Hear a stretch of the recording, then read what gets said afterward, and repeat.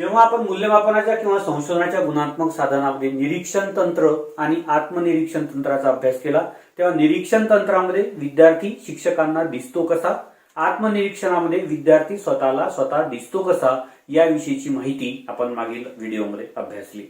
आता इथे आपल्याला आविष्कार तंत्र किंवा प्रक्षेपित तंत्र किंवा प्रक्षेपण तंत्र असं आपण या तंत्राला म्हणतोय.